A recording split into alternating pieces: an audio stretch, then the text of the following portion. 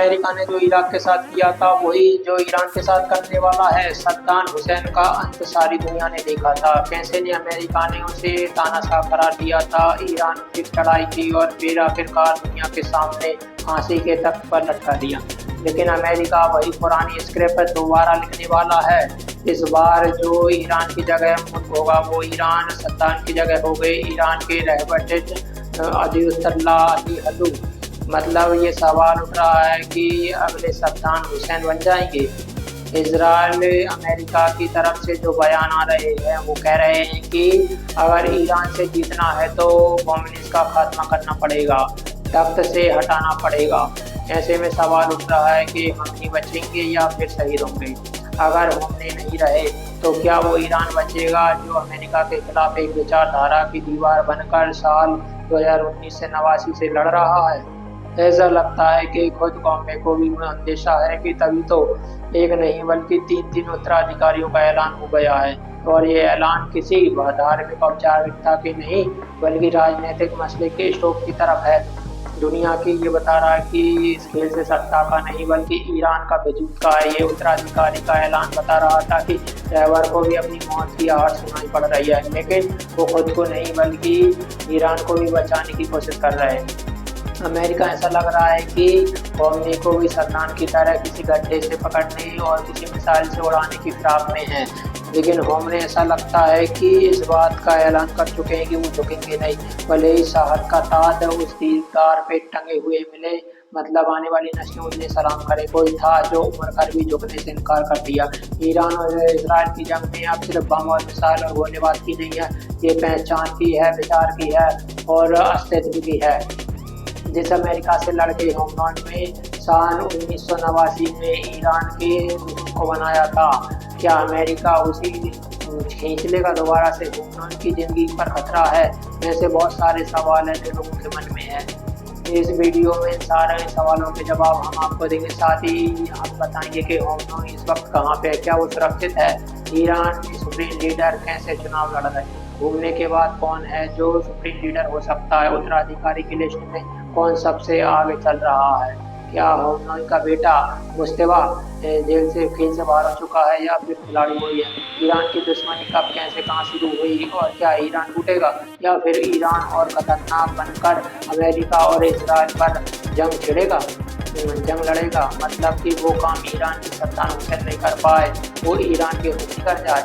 ये सारे सवाल हम आप क्या होमलैंड की मार की योजना उनका बना रहा है? जवाब है जी हाँ। मतलब कि ये बात सिर्फ धमकों की नहीं रही, मतलब अमेरिका होमलैंड की हत्या को एक प्लान के तौर पे देख रहा है। और वो खुद कह भी रहा है कि इजराइल के प्रधानमंत्री नेतन्याहू का स्टेटमेंट में ये है कि जो कहते कि ईरान में कोई सुरक्षित नहीं, हर ऑप्शन उनके टेबल पे है। मतलब उनके रक्षा मंत्री और खतरनाक स्टेटमेंट देते हैं कि होमलैंड को जीने का हक नहीं है, आतंक को जड़ से खत्म करना तो उसकी गर्दन पे वार करना होगा। इजराइल का स्टेटमेंट है। अगर आप अमेरिका के राष्ट्रपति डोनाल्ड ट्रंप को सुनेंगे तो वो कहते हैं कि हमें पता है कि वो कहाँ छुपा है, वो आसान शिकार है, अभी वक्त नहीं है, अभी वक्त आएगा। साथ ही वो ये कहते हैं कि ईरान अगर अपनी सरकार से ईरान को ग्रेट नहीं बना पा रहा तो सत्ता पलटी जाएगी, तख्ता पलट किया जाएगा। अगर आप गौर करोगे तो ये वही टोन है, मतलब कि जैसे सद्दाम हुसैन के लिए इराक कुछ दिन पहले इस्तेमाल किया करते थे, उसके बाद क्या कुछ हुआ वो इतिहास के पन्नों में दर्ज है। यही सब कुछ ईरान के साथ ही हुआ। 15 जून को इजराइल ने ईरान के एयरबेस पे हमला किया, 15 जंगी जहाज को हेलीकॉप्टर से उड़ाने का दावा किया। अमेरिका ने इससे पहले न्यूक्लियर पर हमला किया था और ईरान इन सबसे तिलमिलाया हुआ। ईरान ने कहा कि ट्रम्प ने खेल शुरू किया है, हम खत्म करेंगे। अमेरिका जो तुमने वोट किया है, मतलब वो रुस्वान पर बम अटैक किए हैं, वो युद्ध का ऐलान है और इसका जवाब दिया जाएगा। लेकिन सवाल ये है कि क्या यही हमला आरोप प्रत्यारोप का उंगली को मारने की साजिश का पहला कदम है? तो ये सवाल बड़ा महत्वपूर्ण है। सवाल ये भी कि हमने इस वक्त है कहाँ। दरअसल एक दौर था होमलैंड के तेहरान के सबसे सुरक्षित बेतरहबरी कैंपस में रहा करता था। ये वो इलाका था जहाँ की दीवारें सीमेंट से नहीं बल्कि खुफिया सिस्टम और बुलेट प्रूफ से बनी हुई है। ये शायद वो इससे किले से बाहर निकले। लेकिन 15 जून 2025 को इजराइल ने जब पूछा गया वोट पे हमला किया तो कहने को तो कई 100 किलोमीटर दूर है, लेकिन फिर भी एक संदेश था कि होमनोई तुम तक पहुंच सकते हैं। होमनोई को राजधानी से कुछ किलोमीटर दूर नाविजान तक बंकर में शिफ्ट किया गया। इस बंकर को लेकर चंचल भी आई है। उसके बारे में कहा जाता है कि जमीन के कैसा भी हो, जिसे बंकर बस्टर नहीं छोड़ेंगे। हालांकि कोई इंटरनेट मोबाइल सिग्नल नहीं है, सिर्फ भरोसेमंद दोस्त हैं दूत है जो दुनिया तक उनका संदेश पहुंचाते हैं। 2024 में भी इजराइल और का युद्ध हो रहा था, तब यहीं से रहकर जंग आगे लड़ी गई थी। सवाल यह है कि यहाँ पे रह के इनकी चुप्पी कितनी लंबी टिकेगी? क्या ये बंकर उनका बचाव करेगा या फिर ठिकाना साबित होगा? सवाल ये भी है कि क्या होमनोई की अपनी मौत का अंदेशा होने लगा है? क्या उसे एहसास हो रहा है? मतलब कि हो सकता है कि आप में से लग रहा हो कि ऐसा सूचना बेवकूफ़ी है, लेकिन होमनोई को देखोगे तो किसी गम में नहीं है। उसे एहसास नहीं है कि कुछ लोग उनके पीछे हैं। अमेरिका के पीछे भी ईरान की कमान मतलब ऐसे ही निशाना बनाया गया था। ईरान के साइवेस्ट को ऐसे ही निशाना बनाया गया था। ड्रोन अटैक उनके जरिए भी ईरान के लिए इजराइल और समय समय पर करते आए हैं। होमनोई इजराइल और ये सबसे बड़ा दुश्मन है। अगर वो हट गए तो ये जंग लगभग खत्म हो जाएगी, ईरान झुक जाएगा। ये बात होमनोई भी जानता है, इसीलिए वो तैयारी कर रहा है। होमनोई अब किसी अंधकार में नहीं है। वो जानते हैं कि सब कुछ हो सकता है। उन्होंने मान लिया कि उनकी हत्या की जा सकती है, इसी वजह से उनकी सत्ता जो है उत्तराधिकारी चुनना जा रहा है। असल में अब एक्सपर्ट को आदेश दिया गया कि उनकी मौत के बाद सत्ता एक पल के लिए भी खाली ना रहे।